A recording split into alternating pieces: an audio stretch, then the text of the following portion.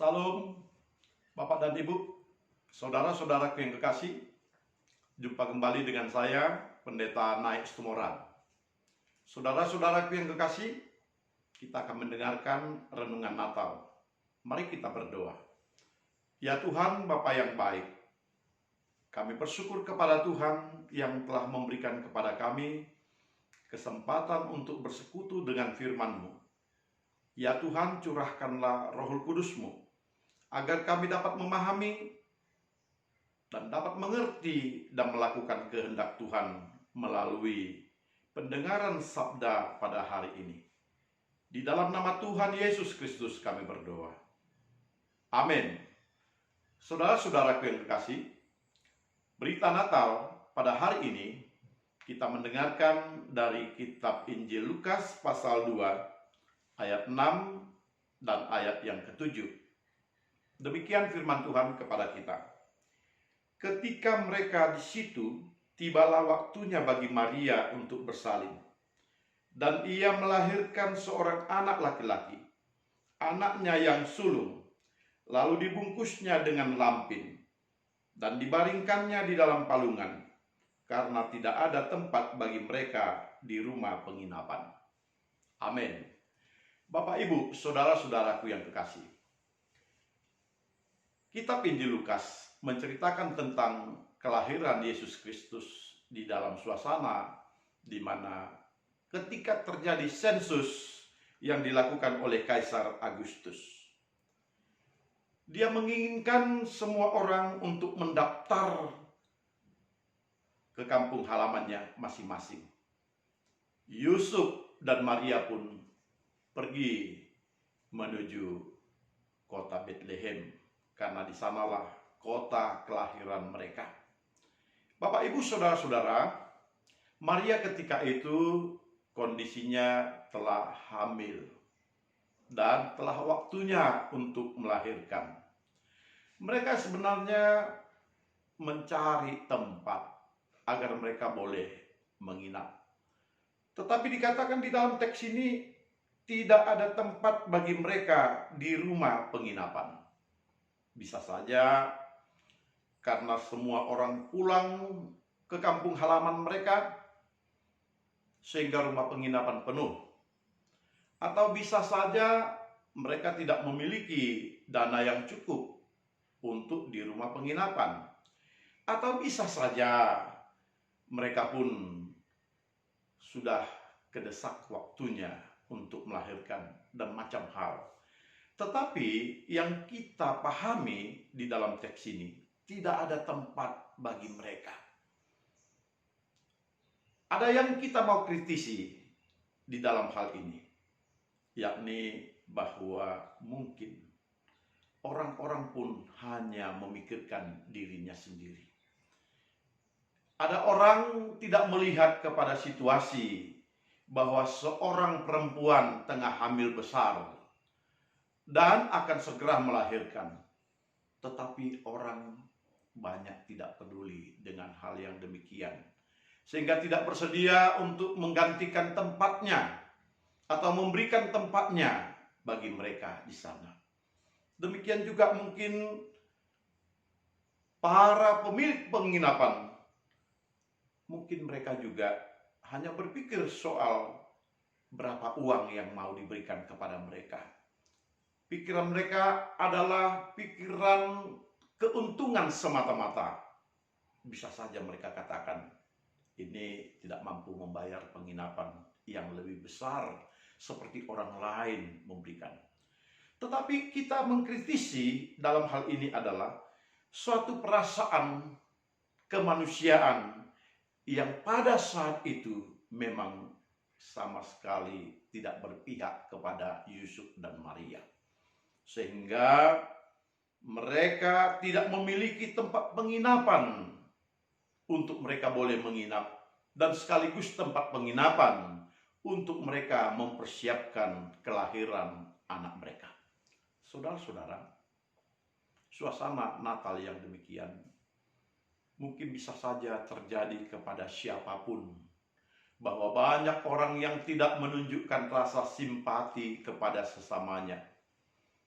sekalipun dia dimungkinkan untuk memberikan simpati, pertolongan, kasih sayang, tetapi banyak orang tidak menaruh perhatian demikian oleh karena rasa iba yang telah berkurang.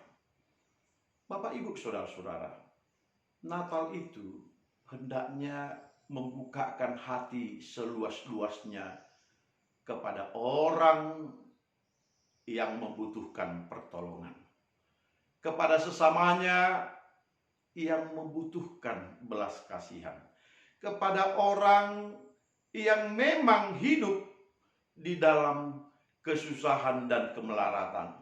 Semestinya ada simpati yang besar agar Natal itu boleh terlihat sebagai suatu sikap kita untuk memperhatikan sesama kita.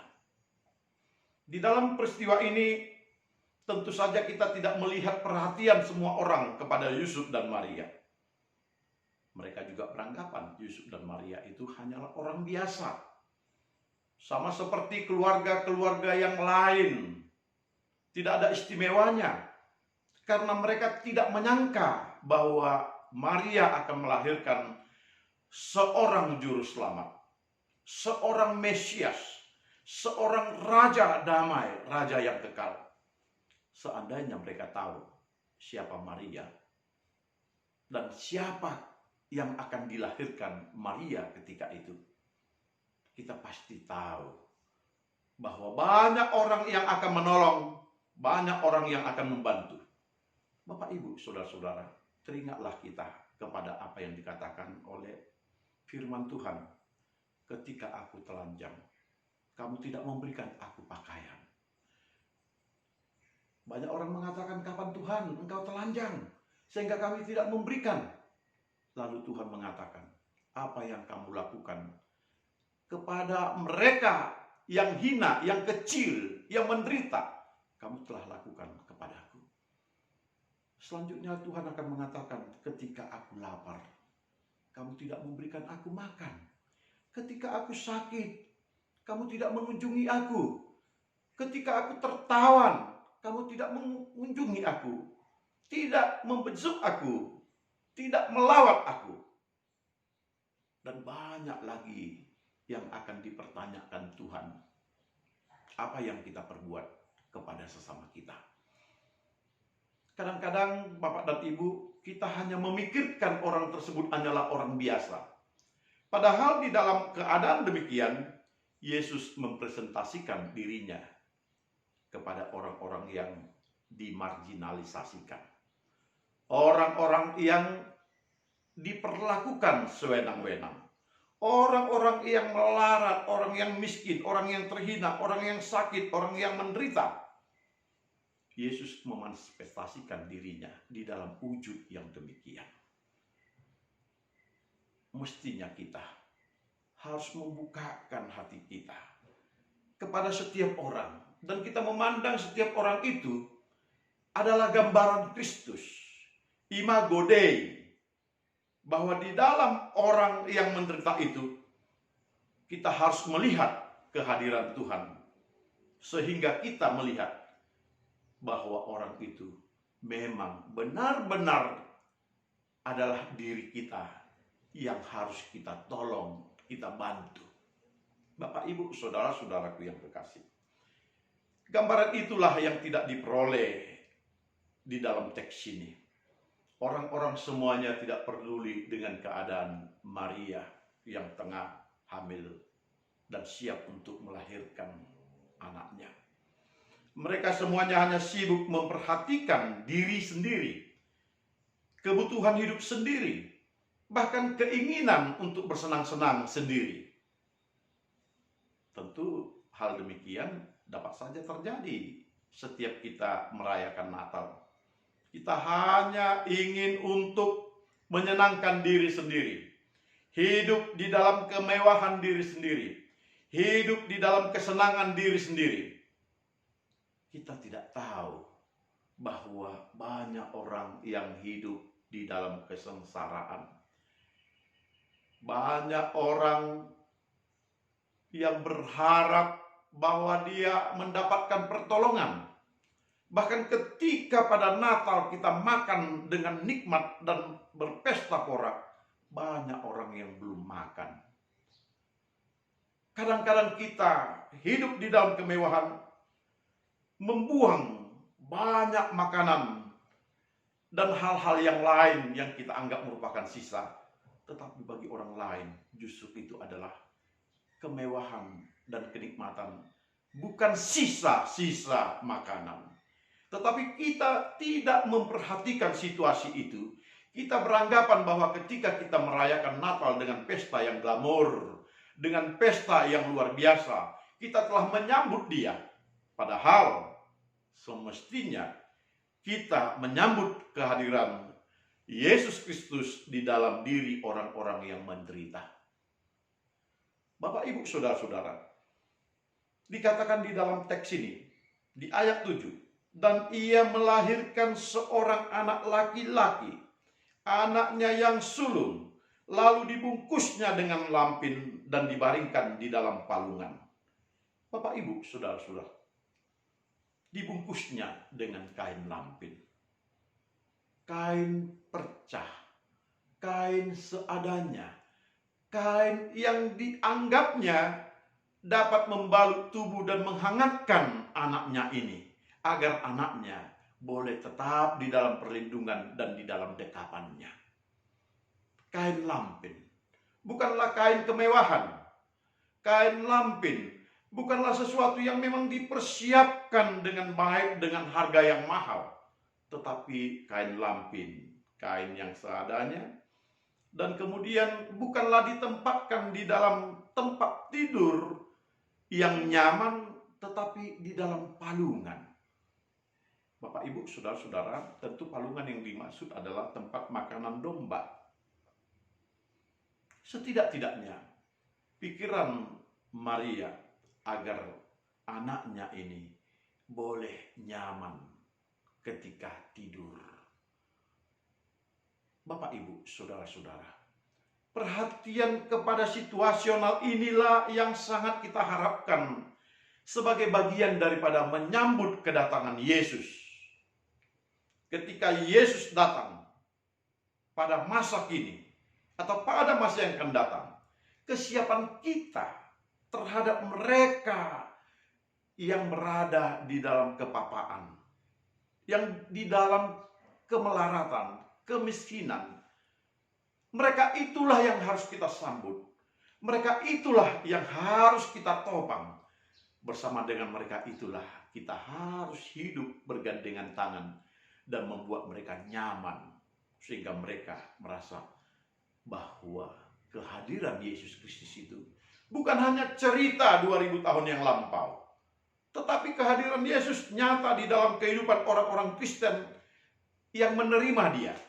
Bahwa setiap orang Kristen yang menerima Yesus, yang menantikan kedatangan Yesus, yang menyambut Yesus Kristus sebagai juru selamat, mereka membukakan dirinya, merangkul mereka-mereka yang miskin. Bapak, Ibu, Saudara-saudara, ini bukan sesuatu hal yang dengan sengaja terjadi, tetapi sudah dipersiapkan oleh Allah Bapa di sorga. Bahwa Bapa di sorga hidup di dalam emansipasi manusia, di dalam solidaritas manusia, sehingga dia hidup di dalam kepapaan manusia itu sendiri. Dia tidak meminta agar anaknya ini akan dilahirkan oleh raja di istananya. Dia tidak meminta agar banyak orang yang menjadi dayang-dayangnya, pengasuhnya, perawatnya, sehingga dia nyaman di dalam perawatan tersebut. Tetapi dia membiarkan dirinya di dalam kepanaan itu.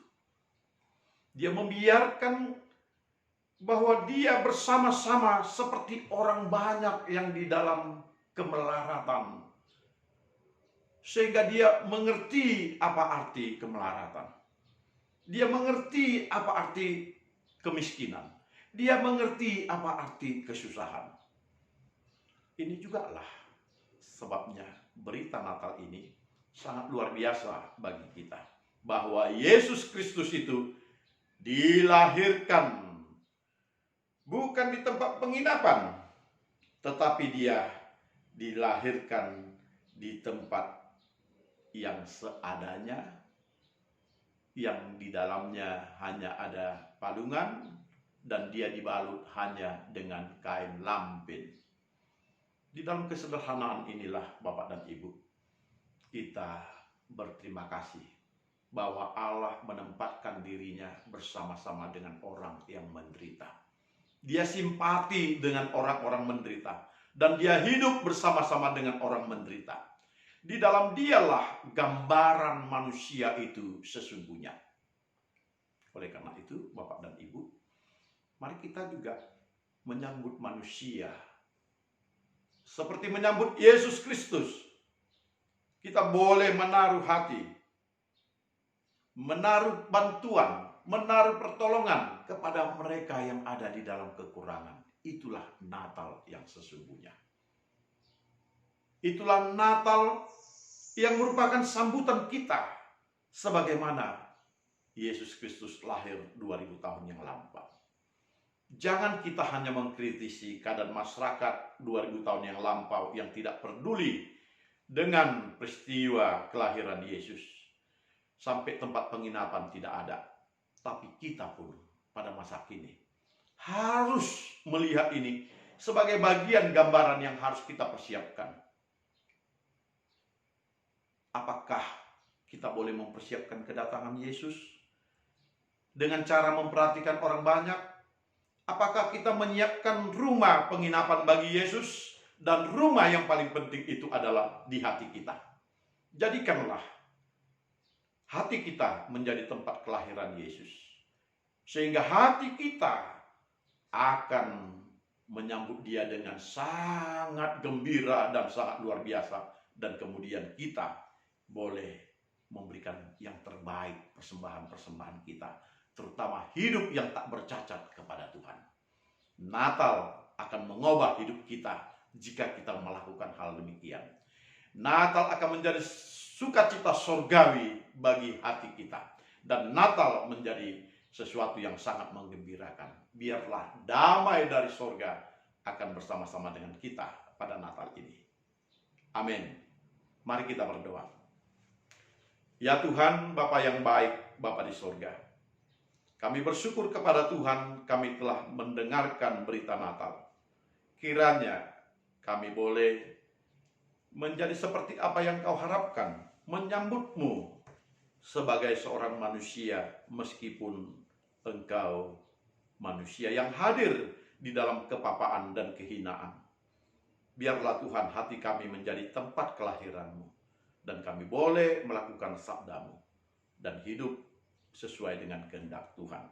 Di dalam nama Tuhan Yesus Kristus kami berdoa dan bersyukur kepadamu. Amin. Bapak, Ibu, Saudara-saudara, kami mengucapkan selamat Natal. Puji Tuhan. Salam.